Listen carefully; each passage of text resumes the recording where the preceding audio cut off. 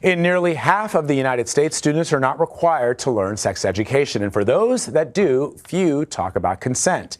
In a new CBSN Originals, we go inside the classroom to see firsthand what children are being taught and how it impacts students' decisions. We also speak with people who are pushing for more inclusive and well-rounded sex education.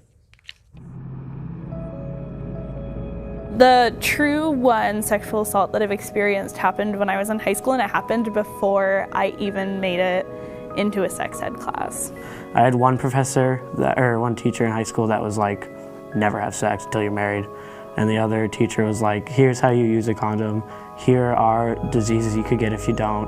But like, it still wasn't just like, this is what can just happen at a party. When we don't give young people a basis of knowledge, we're just sort of saying, you need to figure it out on your own. And that just isn't good enough.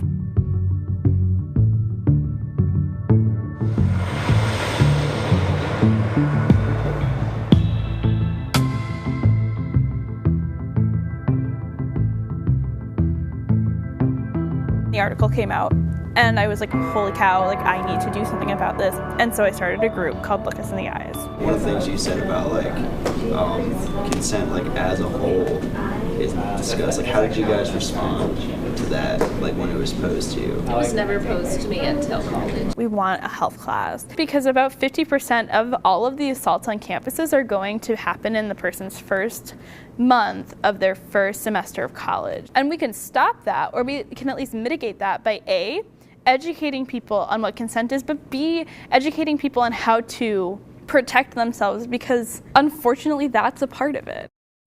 Cydney Adams is the producer who worked on this CBSN original, and she joins me now. Good to see you. Hi, good to see you too. So we were talking a little bit about this as I was watching this with you.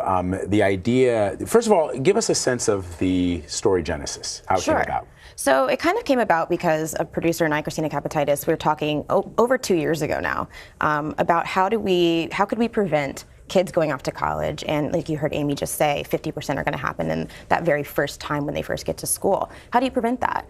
And we realized that most schools aren't teaching consent or having that ongoing conversation in their sex ed classes. So we kind of thought, let's explore how we can better teach kids about consent before they get in a situation where they might make a mistake.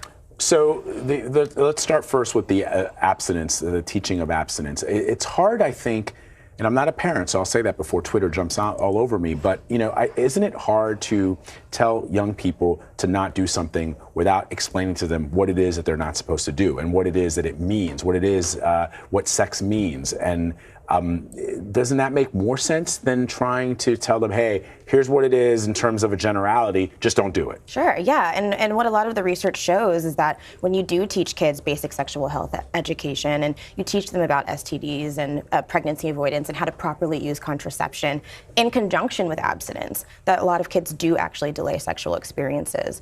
And the problem in my research with teaching just abstinence, and even in my personal experience, is a lot of the metaphors that are used in those classes kind of put the onus on the woman to say no, on the woman to be the one that's kind of the gatekeeper of sexual activity. And the men are just, boys will be boys, they're just gonna keep pursuing you. So it kind of creates this gendered experience and this gendered learning of who's responsible for giving and taking consent.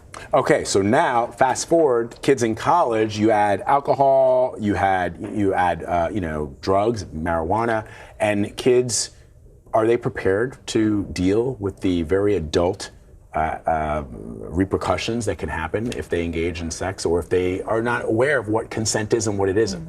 Yeah, I mean, I think that we've seen these numbers growing, and it's not necessarily that more sexual assaults are happening, but more are being reported. And I think that that is part of the problem. I talked to, in the piece, a woman named Donna. She's the author of Consent on Campus, a manifesto. And she talks about in her research talking to kids on campus, and they're saying, well, you get to school and that's just what you're supposed to do. You're supposed to be casual about it. A lot of their stories are, we're drinking at a party and then all of a sudden we're having sex. And consent is nowhere in that conversation. It's not a decision to have sex per se. It's like, we're just doing it all of a sudden.